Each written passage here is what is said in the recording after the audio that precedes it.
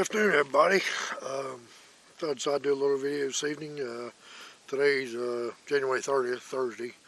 I actually did this video this past weekend, but up here in the same spot. But by the time I got up here and got sit down, about 5 minutes before I started recording, the wind got up, and the audio was just absolutely terrible. So I trashed that video. So we'll go ahead and try to redo it this time. And basically, what this video, I'm going to touch on my hands a little bit, but it's basically how to keep your feet warm during cold weather. I'm on several Facebook hunting sites, I guess you want to say, and I've seen this question pop up a lot over the last couple of years, but I've probably seen it more this year than I have in the past.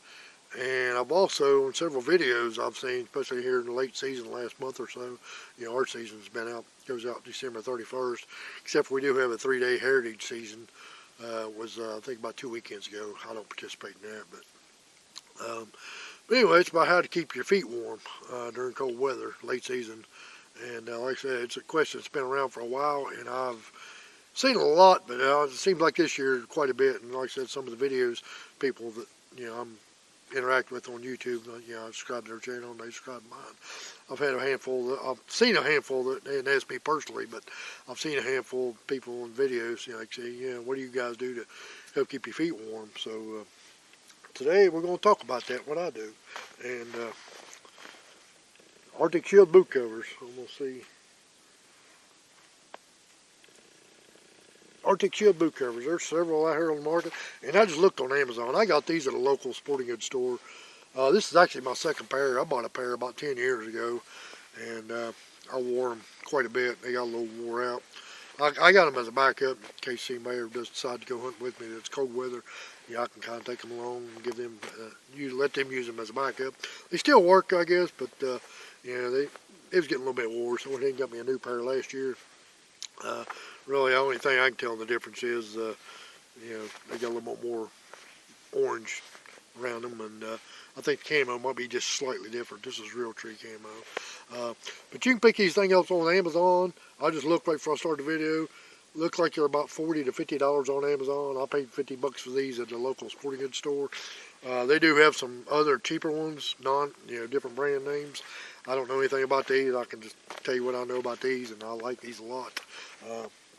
I'm going to show you the two boots that I wear, and this is a Cabela's, I think it's 17-inch maybe, something like that. This is a Cabela's snake boot, and I've had that about 2 years. I've seen that advertised on J&J, True Outdoor Adventures, I think about 2 years ago.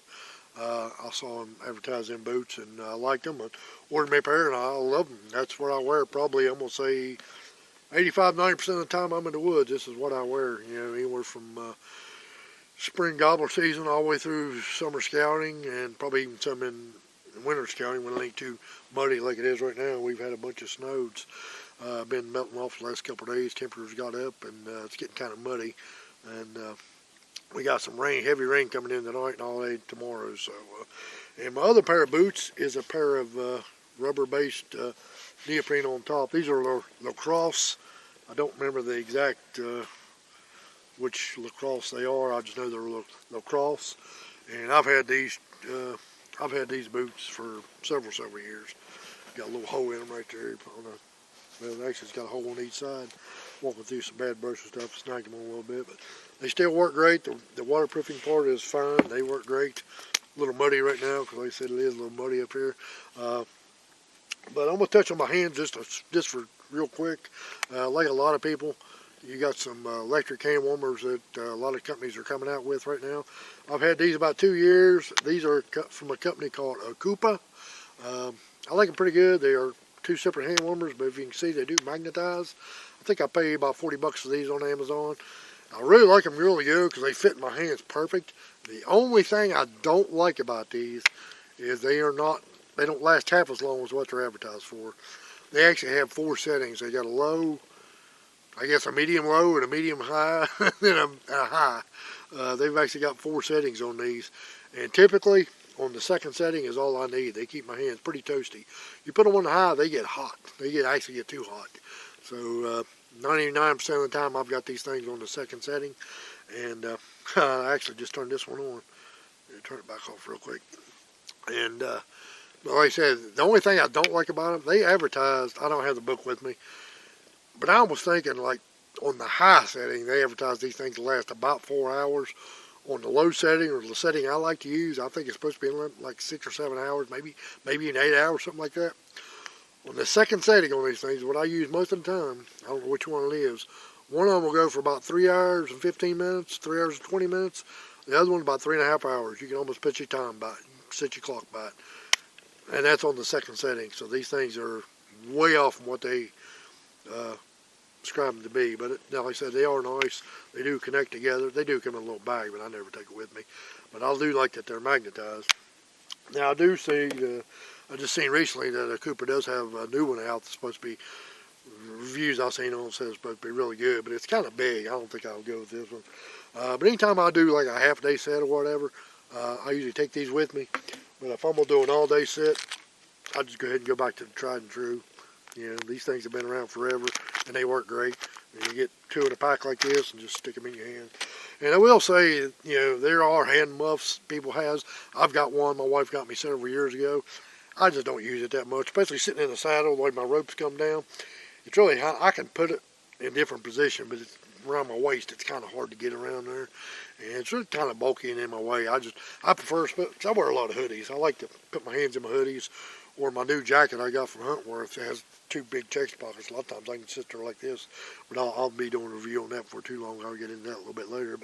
But like I said, I like these. Are these for my hands? You know, they're separate. I just, you know, I can put them in my pocket. That's what I like for my hands. You know, like I said, I'm not going to touch them. That's about all I'm going to say about that. The meat of this video is about these right here. Arctic boot shields, boot covers. And both of these boots are size 10. I wear like a 10. Actually, in tennis shoes, I like to try to get a 10 wide. They just fit me a little more comfortably. Both these boots are just regular 10s, I believe. I don't think they're wide. I can't remember what all sizes these come in. These are an extra large, and I'm going to put one of my boots in them here in just a second and show you how well it fits. It's got a little bit of room to it. But whatever boot size you can get on Arctic Shield's website and probably look. They probably got a little bit of a chart there to go by. But I would recommend getting a little bit bigger size than what you need. Because obviously they're going over your boot. You want to have a little bit of room in there. Just a few little features on it. Like I said, it does have a nice big zipper in the back. You know, once you slip them on, you put them right there. And then it's got this bungee right here. You can really tighten these things down around your, well, just above your ankles, but you can really tighten them down to help keep the heat in. And they also, each of them has a little, you can see that, has a little clip on the back of it. You can kind of clip them together, or how I run them. Anytime I use them, I just take them out of my backpack, and both my backpacks have little straps on the side. I just run the strap through there, connect it, and they just hang off the side of my pack until I get where I'm going. They are not made for walking in. Yeah, they're just not made for that. They do have a little bit of a rubberish, neoprene-ish, I guess, bottom, one thing on the bottom, but they're not made for walking. They're just made for sitting in tree stands. Yeah, you can use them in the ground blind. You can use them just sitting on the regular ground. Typically, what I do when because when you're walking in somewhere, your body's generating a little bit of heat anyway.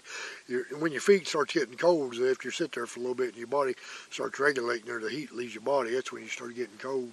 So the way I do it, and the way I recommend do it, is as soon as you get to your stand or your ground blind or whatever and get set up, well, you still got a little bit of heat in your boot and your foot, go ahead and slap these on. And I'll go ahead and slap it on this boot right here real quick and show you. I'm not going to put it on my rubber boot because it's got a lot of mud on it right now, and I just don't want to these things a little bit easier to get on when it's on your foot. I don't want to stick an old muddy thing in there. But well, like I said, right here it is. I hope you can see that pretty good. I can put my hand down in there. Like I said, this is an extra large one. The large one probably would have worked, but I went ahead and got extra large. And like I said, you can cinch this thing up.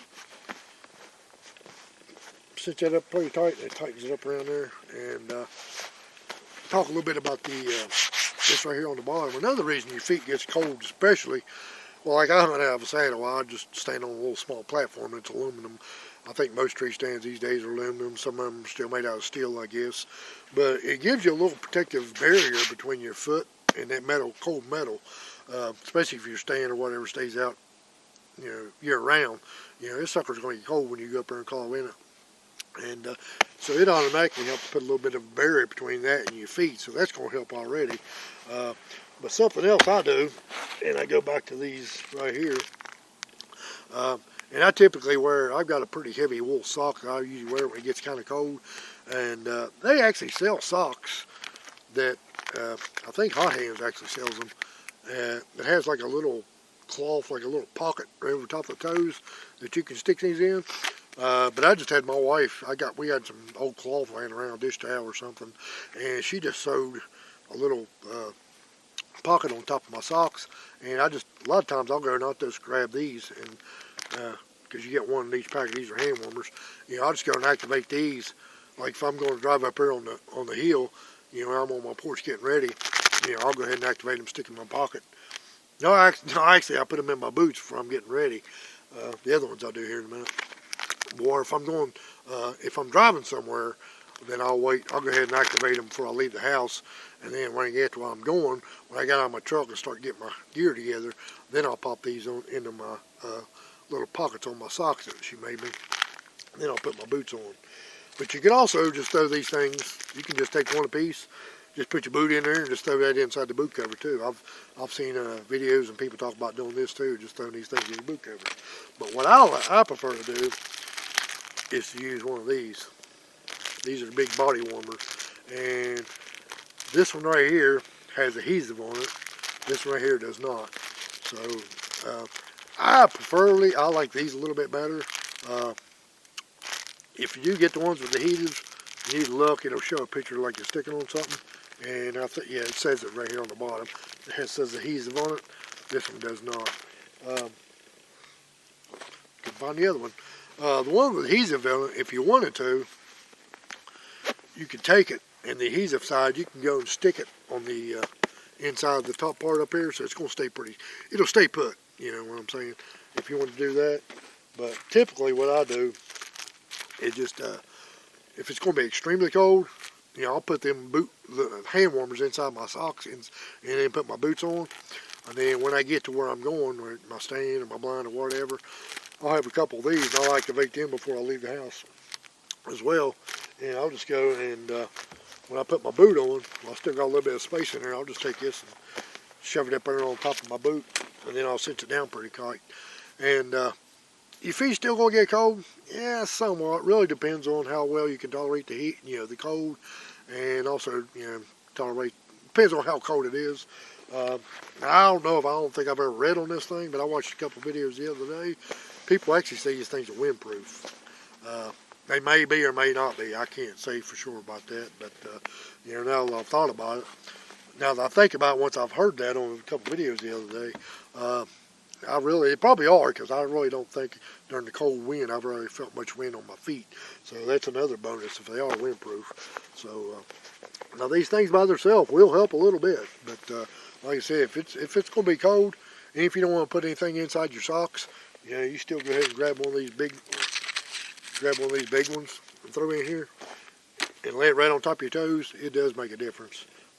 Anyway, guys, that's just something I've been doing for a long time, and now that I'm getting a little bit older, I'll be 59 this coming season, and I just can't tolerate the cold. I used to love it, but I just can't tolerate the cold like I can. Now that I've been on blood thinners now for probably about going on about 3 or 4 months now, I can tell the difference in it too. It's really affecting my blood flow and keeping me warm. So like I said, that's how I keep my hands warm, just on a quick note of that. But basically the beef of this video is about how to keep your feet warm. Like I said, I would definitely recommend some of these. And I've also actually seen, I ain't seen videos, but I've seen people post online when people ask about this. This is probably the #1 thing that pops up, Arctic Shield boot covers. But I've actually read articles or posts that people's put on there that actually say they'll take their boots off and just stick their shoe in here with their sock on and throw a couple hand warmers in. That works good. I've never tried that. That's a little bit too much fumbling around for me, and something in case you need to get out of the tree real quick or something. You have to take them off and get your boots on and stuff. So I just prefer to just, when I get to the tree, just take my boot, just take and slip them on real quick, throw a heat warmer in there, hand warmer in there, just get back. And like I said, you automatically get a little bit of protection between your boot and whatever you're standing on, even if it's on the bare ground. If you're hunting out of a ground blind or just sitting on the ground, these things do help. So anyway, guys, I thought I'd throw this little video out there. I hope everybody gets a little bit of information on this, and hope you enjoy it. Like I said, on Amazon right now, they're going for about $40 to $50. I did just see there was some cheaper ones in there. I can't say anything about these because these are the only ones I've ever wore, and this is my second pair, and I really like them. So anyway, guys, appreciate y'all watching, and thanks a lot. I got some more videos, a few more things coming out before turkey season comes up.